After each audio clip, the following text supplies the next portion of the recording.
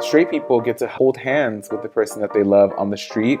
If I want to hold my boyfriend's hand on the street, it is almost like an act of revolution. You know, she was like, you know, if you want to be gay, if you want to be with this girl, then you need to move out and you lose all benefits as my daughter. Black and brown folk are sometimes not allowed to be soft. We're not given the same grace to be tender. What up, y'all? Welcome to Chiquis and Chill. I'm your host, Chiquis, and I'm here today with a very, very special and sexy guest. Okay? You know what? Bitch, go on and introduce yourself. You don't know. Chiquis, what up? I'm so happy to be here with you. It is truly an honor, and you are like Latino royalty, so I'm so excited to hang with you and chat with you.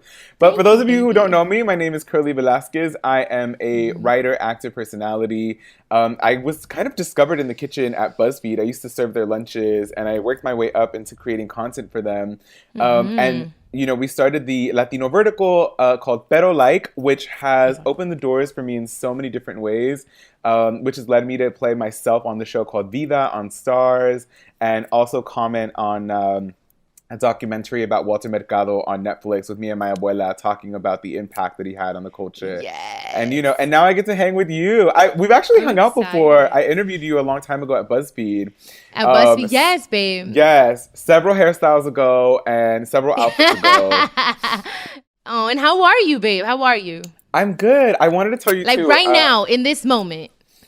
Oh my God. In this moment, leg day at the gym was on Tuesday. Ooh. So I am sore as hell. But I'm so excited. I wanted to tell you too, because there's so, you know, Latina moms. Latina moms are always like, they are impressed, but not easily impressed. And I told my mom, like, I'm going to hang out with Chiquis. And she was like, oh my God, like so excited. She loves you and your family. I'm constantly getting like updates on how the family's doing. Your sister and I, Jenica, are friends on Insta. Yes, on Insta. Yes, she loves you. I love her. She's love so you. Dope. I love you all. all. Isn't she fabulous? She's fabulous. So my mom is babe. a huge fan. Shout out if she's probably going to be listening. And what's your mama's name? Mirna. Mirna, un saludito, mi Mirna. Gracias por el cariño. Sending you a big old kiss, mama. Oh my God. Are you close to your mom? Oh, I'm tight with all my family, like super tight. We weren't always really tight, specifically because like growing up as a young queer kid, a lot of parents in general, but I feel like Latina parents or Latino or Latinx, however you identify, they sometimes will inflict their own generational trauma on their own kids and their own, without knowing it. So they weren't always necessarily the best parents, but I think that they also weren't the worst. But growing up and being able to look back and be like, damn, you were 20, how old when you had me? Like, you were just learning, you know? Exactly. Things have changed. And my mom, believe it or not, was also very traditional. I mean, they're so young when they have us. You know what I mean? So young. They're growing up, or we're growing up together. You feel me? Yes. But I'm glad everything's good with your family. So in today's episode, Curly and I are going to talk about his coming out story and the spectrum of identifying as gay or queer in the Latinx community. I happen to think that people are born gay. I don't know what you think. I want us to have a very open conversation. I feel that there's usually, I talk about this with a lot of my friends, that there's a gay gene, either on your mom's side or your dad's side, but I really feel that exists. Yeah. You know what I mean? I actually identify as queer, and a lot more people are identifying more as queer. Queer kind of gives you the space to not just live in this one box of being gay, right? Like, yo, por ejemplo, I used to hook up with girls when I was younger and boys. I identified as bisexual for a really long time. And then I started to skew more into boys, and now that I'm older, I don't know that I would necessarily rule it out that I would hook up with a girl. And I also find that I don't really care what somebody's working with between their legs. If you have a cute fade and a nice bicep, I'm down, you know? Pick me up. I'm so glad you're explaining this, because again, this is a topic that is still very taboo in our culture. Yes. Unfortunately, but this is why we're having this conversation, because now that you're saying, I'm glad that we're talking about it. Queer, now I know what it is. So, because my brother, Johnny, he's gonna be 21.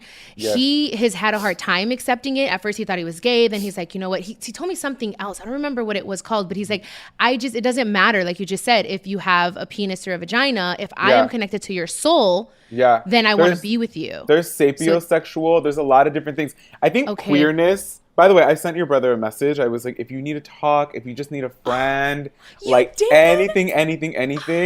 He probably didn't see it in the DMs, or he probably was like, I don't know you. I'm gonna tell him though. But I was like, if you ever just need to talk, right? Because like, there's no right way and there's no wrong way, like to be who you are. So for me, it's like, I do believe that people are born a certain type of way, right? And they can, I believe that as well. But I think of queerness and I think of sexuality and gender as a spectrum. Look, I think people can be born this way. I think I was born this way. I came out really young. Even as a little kid, I didn't really know how to hide it. I didn't know what I identified as. But I think everybody, if they let themselves, if they really were like, you know what, like I fuck with this person so much, like we could have a relationship. I might not want to fuck you. I might not want to have sex with you, but like, do you want to be like a life partner of mine? Do you want to be like with me? And it could be like best friends. It can look so many different ways.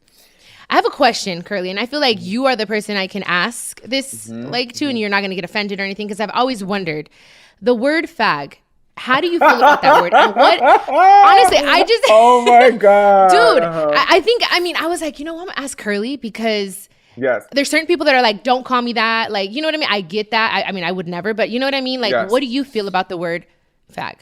Again, it's a nuanced conversation, right? Like, it's interesting. On one side, can we use it to be empowering? Like, me personally, I heard Margaret Cho years ago said, I love the word faggot because it describes my kind of guy, like my kind of person. And I remember growing up and being like, oh my God, I love that too. On the flip, my favorite Aries to have ever existed, perhaps maybe my favorite human, Maya Angelou, would consistently quote the Bible and say, like, in the beginning there was the Word, and the Word was God, and the Word was with God. And she would say there is power that you can measure in words. So when you use words like fag and faggot, like, you have to really understand the type of energy that you are really birthing through the divinity within you, right? So, like, there is power in your words. So, personally, like me, I mean, no me importa, but to other people, like, who are still being killed across the world, who still don't have laws, who still can't get married, no laws of protection, who are literally being murdered globally, those words and maybe the use of them, you should be mindful of that you are kind of essentially perpetuating a word that is rooted in hate and rooted in bigotry, right? Okay, perfect. I needed to ask that because, again, I want everyone that's listening to understand I'm a huge advocate for the LGBT community, Q community, you know, so I'm just like, I wanted to have this conversation with someone like you, especially with coming out. And I just saw this post yesterday. How, or what do you do when someone comes to you and comes out? What are the actions? You give them a hug if you have no words, you know what I mean? So when you came out, how was that? How old were you when you came out? I was very young. The first time I ever vocalized it to anybody, I was 11. And then by the time I came out to my family, I was like 12, 13. But that's kind of a weird, I just shared this story with like Hulu and Attention. And it's kind of a story because it was kind of the beginning of the internet craze where AOL was popping off and chat rooms and being able to search for things that you didn't have access to before, right? So I got caught because I was looking up dicks on the internet, and I didn't know, nobody told me this, that there was a thing called your internet search history, right? Yes. And so when my parents went in, they were like, what the fuck are you looking at? And I was like, what do you mean? And they were like, well, are you gay or like, what are you?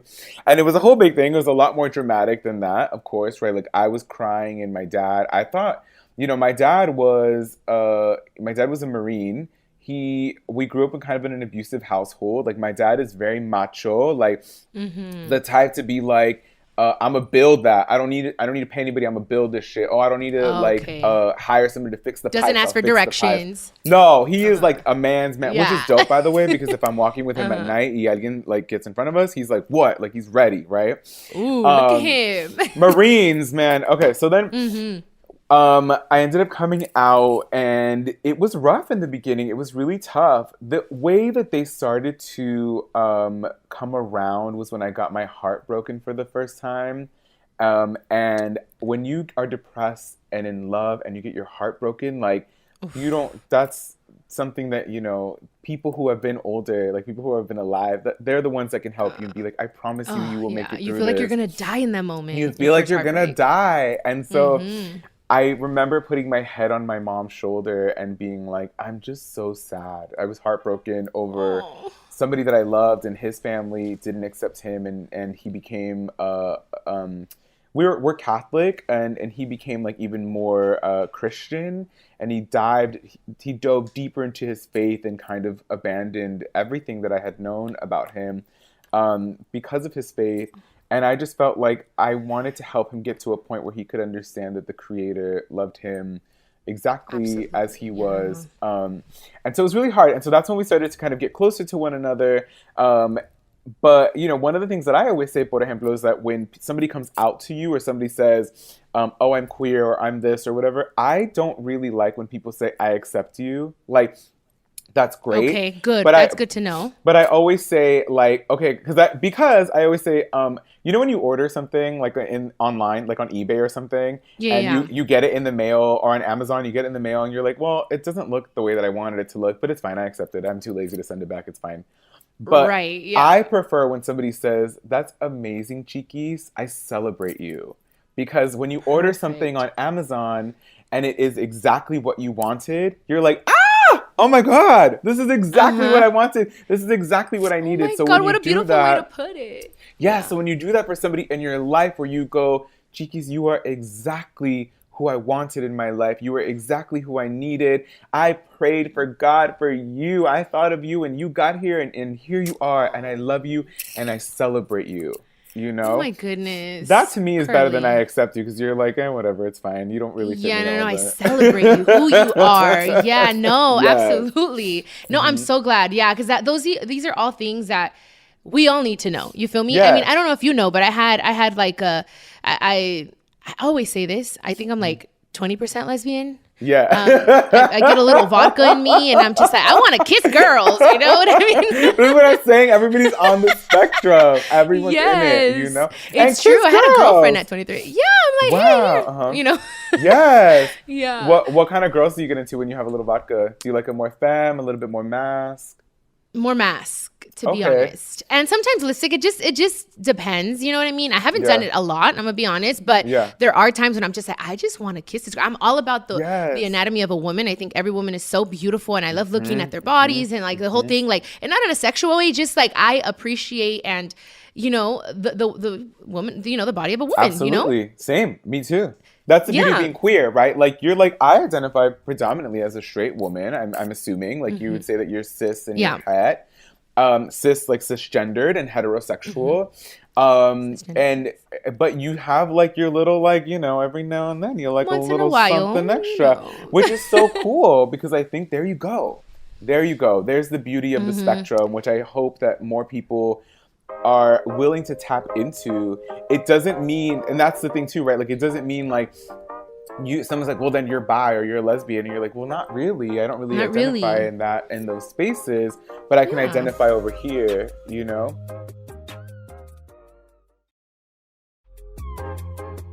I also had a question for you, Chiquis, too. Like, and I don't know if it's too deep or if it's too... Anything. Nothing's too deep. Shoot. Because you mentioned like your mom, right? And your mom is this icon that everybody knows. And you mentioned that you think that she may have had an issue with your brother.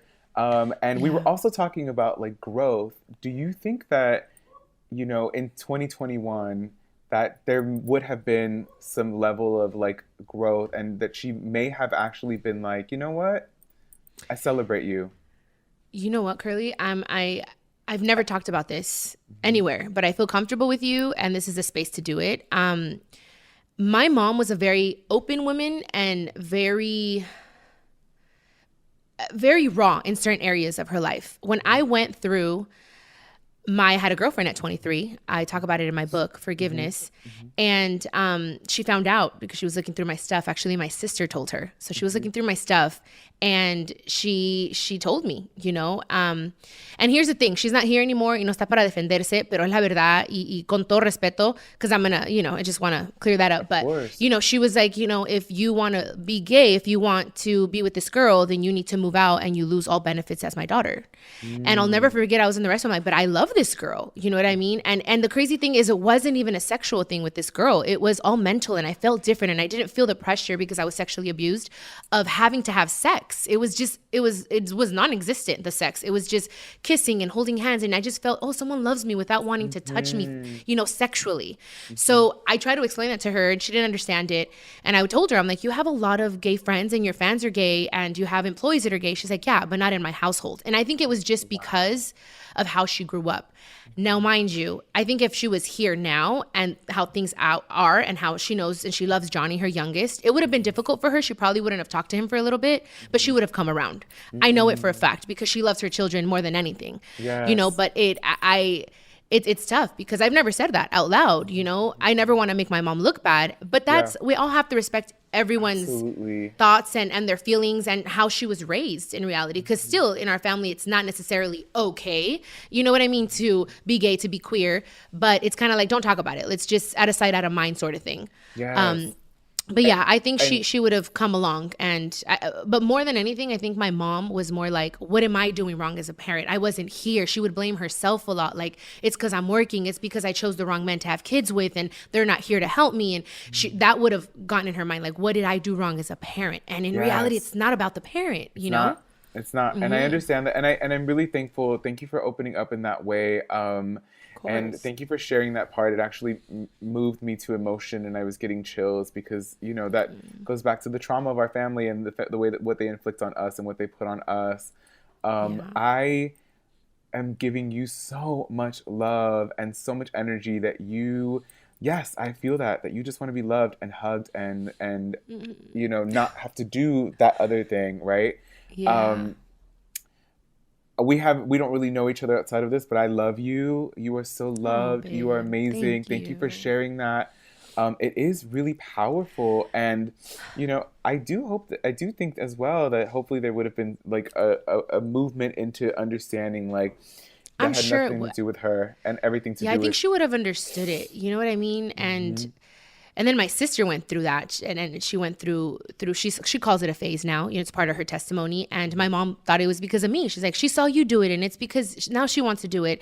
And I really think that there's a gay gene in our family. You know what I mean? I have a lesbian aunt. I have a gay uncle, you know, and it's just something, don't talk about it. You know what I mean? But it's like, it's the truth, dude. This is the life that we live in. There's nothing wrong with loving whoever you love. And back then, I was scared, and I was young, and I did choose my mom and my family over this girl. Her and I are still friends. She's beautiful. I love her so much, and she has a girlfriend, but she taught me so much. Now I'm like, okay, I learned what I had to learn from her, and I'm grateful, you know. And I don't judge my mom because I get it, you know. She was born in a different time. You feel me? Yeah, absolutely. Yeah. And that's the thing too. You want to get to a place where you're not judging anybody, and I think that I'm about live and let live. You feel me? Yes. And then you know, now in 2021 there are different terms that people use that they're like, you know, sapiosexual. That's when you like you don't care what they're working with, you just like their mind, right? Like that's my brother. Yes. I just found out that I can identify as androsexual, and that means that I don't care what you're working with. As long as you are a masculine presenting individual, I'll probably be attracted to you. It's what did you say that was called? Androsexual. And you know what? I'm gonna be real honest with you right now, because now that you're bringing that up, a few years back, I thought either you're gay, queer, or straight, and I didn't really believe in bisexuality. And through Johnny, I was all open about, you know, gay people and queer, you know, the community, but I didn't understand bisexuality or what we're talking about until like a few years back with Johnny. Recently, he's like, no, and he made me understand. And he's like, genuinely, I wish in my heart, for a long time, it took him a while to just accept himself. Now he's more open about it. But he's like, I don't want to feel this way. I can't help that I'm falling in love with this girl, but I was in love with the boy last year. You know what I mean? I was like, oh, he's like, I swear to you, like, and he made me understand. And now I'm like, damn. And I think everything happens for a reason. He's my brother, obviously. He's my son. Yes. And I know it would have been very hard for my mom to accept it. She was very traditional. And it's just because I think of how she was raised, and I don't blame her. As far as your brother goes, dealing with your identity, your queer identity, whether that's queerness within your gender or your sexuality, and the guilt that sometimes we feel like we're different or we're hurting people, or the need to live within like a heteronormative life. It can get daunting, and it can get scary, and it can get sad. And sometimes you're like, I want to be like them. I want to be where the people are, right? And when I look at nature, I look at all the fish in the sea, the insects crawling around, the different types of flowers and trees. And I always say the Creator loves and honors diversity. It honors difference, right? And so humans tend to be like, nope, we got to stay in line, and we got to do this. We got to be one way. If you can express yourself for all that you are, for all that you were created to be, don't hurt nobody, don't be narcissistic. Live with good intentions, Live with good intentions. But if being you makes you feel good, wear what you want to wear. Wear a little makeup, throw a hat on. Then you are absolutely honoring that which created you and the place from which you came from. Yes, I completely agree with you. And that's something that I'm all about. Live and let live. I love you. You don't hurt me. I don't hurt you. Do whatever you want as long as you're not hurting anyone. I always say that. And that's something that I told Johnny, my brother. I'm like, you know what? Because of the Christianity, my family's Christian, and my mom wouldn't be okay with them. Like, this is your life, though. You have a testimony. You're going to be able to share. Like, you can't help what you are. You know what I mean? And you have to embrace it. And now it's better. But absolutely.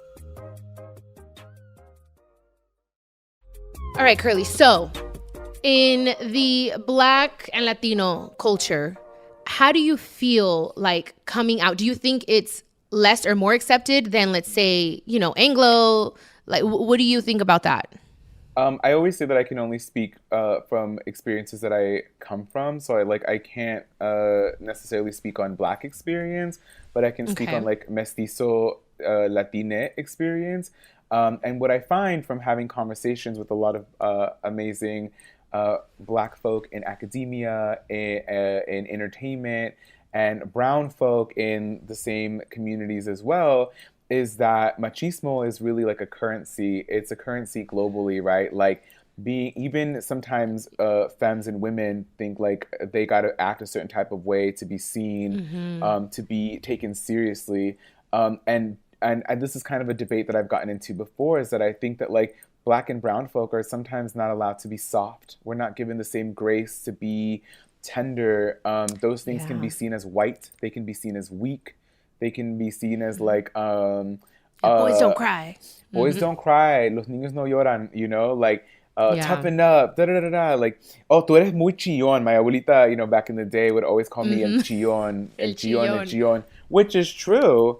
And yeah, I agree. I think it is sad. And there's always going to be a conversation about queerness, especially when it comes to the spectrum of racial identity and kind of like racial politics, skin tone, colorism, specifically, I think within the United States. But absolutely. Have you dated out of your race? Oh yeah, I actually have never dated a white person. That's the only, not because I don't want to, but I find that white queer folk in LA sometimes tend to date other white queer folk in LA. And this is kind of like based on my own limited experience. I'm not trying to generalize anybody and I'm not saying everybody does this, but I find that when sometimes when white queer folk want to date me or some of my friends, they expect us to be kind of like hyper versions of what they expect a Latino, a Black American, or a Black Latino or a mestizo to be, like a little bit rougher, a little bit more hood. They want us to be the top all the time. The right? Top, okay. Be a power top now. Yeah. Have you been unfaithful before? Like never in any of my. Actually, I'm gonna keep it real with you because I always keep it real. I actually had different ideas of what unfaithful meant for a very long time. Like I didn't understand. It's interesting. So for me, I always thought that unfaithful meant an affair, like having an affair with somebody. Like an emotional affair? Like an emotional, a physical affair. Like I was going to the same person. I always thought of that as being unfaithful.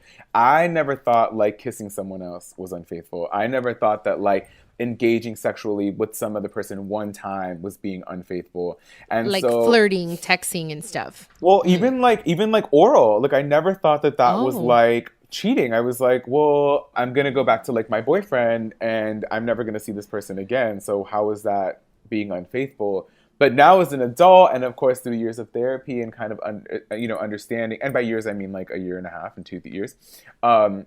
It's just you're like, and by years I mean 6 months. I love it. But like no, but after therapy, like I'm like, oh, I was kidding myself. Like I was like not being honest with myself, and sometimes you don't even know that you're not being honest with yourself. You start to believe what you believe. And yeah, so to answer your question, yes. Did I think that that's what I was doing at the time? No. But yeah, you had to go through that in order to figure out, okay, this is what's wrong, this is what's right, or whatever. Absolutely. Curly, so I have a question in regards to social anxiety, and I'm going to tell you because... Again, I always go back to my brother Johnny because that's like the closest thing I have like to the LGBTQ community. So he has a lot of social anxiety, He'd rather stay at home. He rarely likes going out to parties. His friends invite him and I have to tell him, Johnny, like you got to go and explore and meet new people. And is that a thing like for you or you just never experienced that? Oh my God, I'm very open about it. And I think that a lot of people, they consider me an extrovert and I'm like, I am a very, very, very friendly and loving introvert. Like I love people. I love to make jokes, but like I if you tell me like if you'd be like, Curly, come to the house, I'm making dinner. It's just me and 2 other people, done. If you tell me, Curly, come into the house, I'm having a party, I'm gonna like, fuck, like what do I, I will say that there's several things, right? I'm like, we have to grow up in the closet. We have to grow up in the dark. We have to learn how to move in the world without being able to do the same things that a lot of straight people, specifically straight passing people as well, can do. Like you can have a crush on a boy and flirt when you're like in the 6th grade and be like, I like him or whatever. I couldn't do that. I mean, I still did it because I was like, I don't give a fuck. But like a lot of us couldn't do that, right? So we're not given the same grace or the same time to really grow in the same way that a lot of people get to, specifically cis-het people get to. My anxiety also comes from the fact that I present as a queer person. You look at me, I got a little sway in my hip. I move my hand a certain type of way. I wear makeup, and when I open my mouth, I'm like, hey, what up? You know what I mean? I'm not like, I'm not, what's good? I'm like, what up? What's good? Yeah. So I feel like I always talk about, I have moved through the world as a queer person, and it is scary. Like, toxic masculinity seeks to destroy a lot of things that aren't masculine, and whether that's a woman, a femme, somebody who's queer, it's scary. Like I have to worry about if I want to go out. Por ejemplo, I just went to a fashion show and I was wearing a small bolero, naked and just jeans. I would never go into like a gas station like that by myself. I'd be scared because what would happen? Like what's gonna happen? Yeah. So it's the outside world, right? And what they put on us that causes it. It's a safety thing. And I find that a lot of queer people, we're just afraid for our lives. We're afraid of like getting made fun of. We're afraid of like people instigating a situation. Some straight people get to hold hands with the person that they love on the street. If I want to hold my boyfriend's hand on the street, it is almost like an act of like revolution. It's like I'm being like, here we are, I'm fucking queer and we're gonna hold hands down the street. But I don't want to fucking be a revolutionary, Chiquis. I want to just hold my man's hand. Yeah, I feel you. It's kind of like, what the heck, Yes. And has the social anxiety gotten better throughout the years, you feel? Or has it after, has it? Because the pandemic is one thing, but anyways. With the pandemic, it has, it always changes. I always say there's no right answer and there's no wrong answer, and the right answer always changes, right? So like some days I'm like, oh, I'm fucking good, I'm doing so good, and this is what works for me. And other days I'm like, nah, I'm very like the way that I was raised, and a lot of people are raised is like, I'm not gonna back down. So like, you have anxiety, I gotta fight it. I'm not gonna sit there and be like, oh no, I can't do it. And some people do, and that's okay. And we're all in different places in our life. But I will say I do this thing. Like I hate going to the supermarket. I get anxiety about going to the supermarket, and I know a lot of people do as well.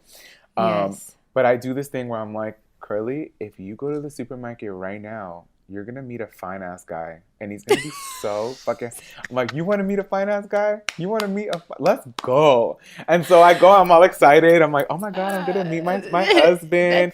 That's funny, dude. I stay in that zone, and so I get there and se me quita for a while. That used to. That's so crazy. I used to do that to go to the gym, bitch. I'd be like, ooh, get cute, girl. Put on those. Like, go work out because there's gonna be a hot guy there. That's how I started going to the gym. Yes. That's how you trick yourself and you do those things.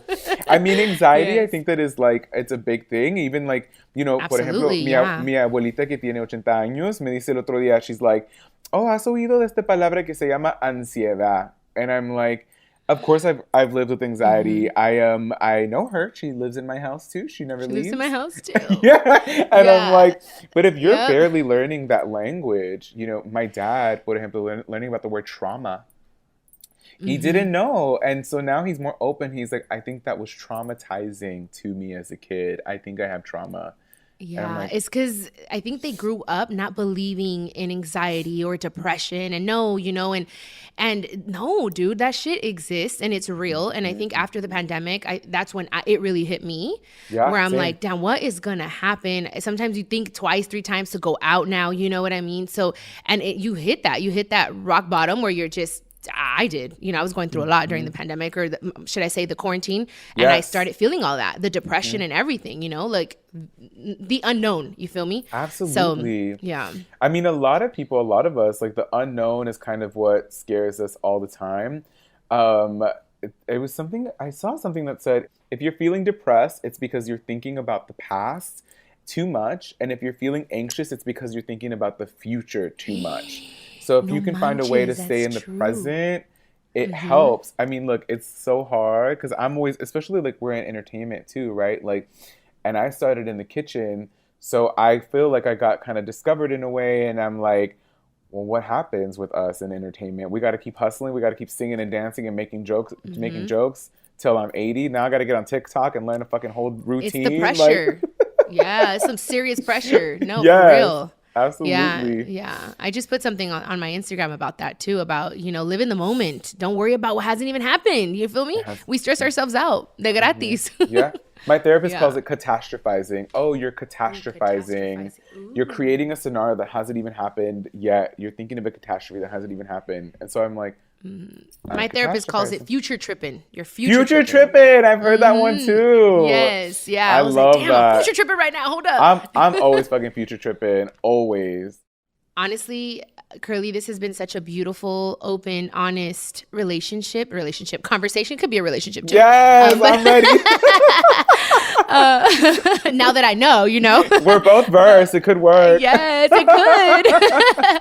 I just want to say thank you. Honestly, you are a beautiful human being. You have such a beautiful light and this mind that I'm just like, so you're intriguing. So thank you. And I think that you are a wonderful role model, a person that people can look up to, and which is why I wanted to talk to you. And I don't know, do you have some type of advice, something that you would want to tell someone that's coming out and they don't know what to do or how to do it? Thank you so much for your words. And I really feel like this is a really beautiful conversation as well. So the feeling is absolutely mutual. Thank you, baby. Advice. There's no wrong way. There's no right way. And the answer always changes. If you are in a safe space, if you are in a space where you can come out, do it. You're going to love it. If you can't, that's also okay. Like, do what feels right for you. Do it the best way that you can. At the end of the day, we're all going to go back to the source. We're all little cups of water going to get thrown back into the ocean. And, live it up as best as you can. Love as hard as you can. Laugh as hard as you can. Masturbate. Do the thing. Stick something in your booty hole. Call it a day. Explore, Explore, yes. And, talking about this subject, that's what I told Johnny when he wanted to come out. I'm like, dude, If it makes you feel worse keeping it inside, then bring it out.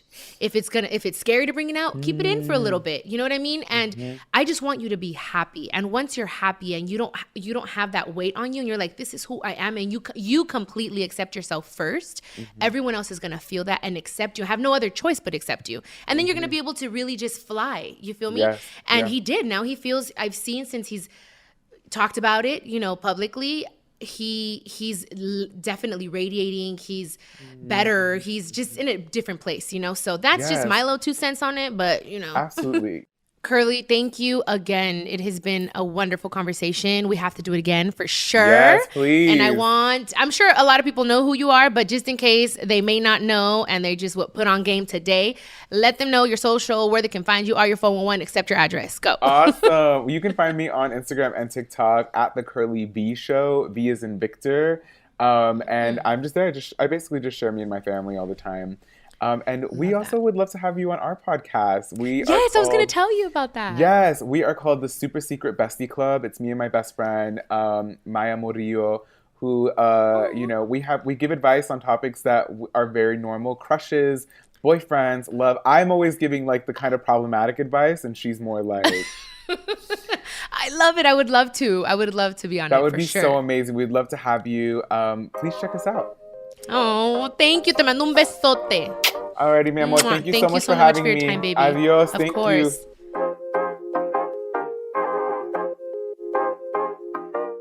And don't forget to listen to Chiquis and Chill every Monday on the iHeartRadio app, Apple Podcasts, or wherever you listen to your favorite podcasts. This is a production of iHeartRadio and My Cultura Podcast Network.